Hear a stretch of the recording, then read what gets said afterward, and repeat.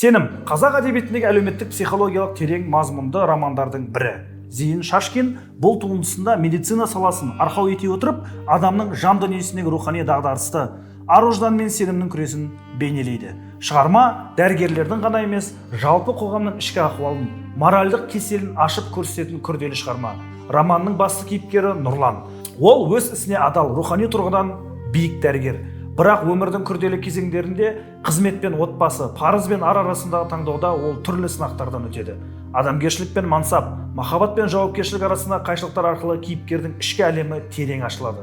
Қызықты факт: романда Нұрлан өз сүйіктісі Раушанмен арасындағы түсініспеушілікке қарамастан екеуінің тағдыры қайта түйіседі.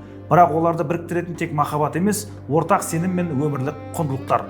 Бұл шынайы сезімнің биік рухани деңгейінде ғана өмір сүре алатынын көрсетеді. Неге оқу керек? Шығарма тұлғалық сенімнің, адамдық ардың қоғамдағы рөлін тереңнен қозғайды. Ар, ұят, парыз, махаббат секілді адам болмысының өзекті мәселелеріне тікелей жауап береді. Медицина, этика және адамгершілік тұрғысынан көптеген ой тастайды.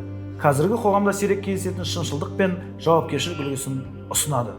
Қосымша бұл кітаптан не үйренесіз? Дәрігер мамандығының ішкі жауапкершілік мен күрделі шешімдерін, моральдық таңдаудың психологиялық ауырлығын, кеңестік дәуірдегі қоғам мен жүйенің қысымын, адамның өз-өзімен күресіндегі сенімнің шешуші рөлін. Қазіргі қоғаммен байланысы қандай?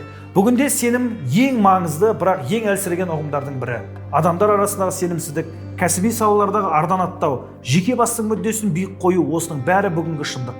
Сенім романы мұндай жағдайда рухани тіректі қайдан іздеу керегін, адами биікті қалай сақтау керегін көрсетеді.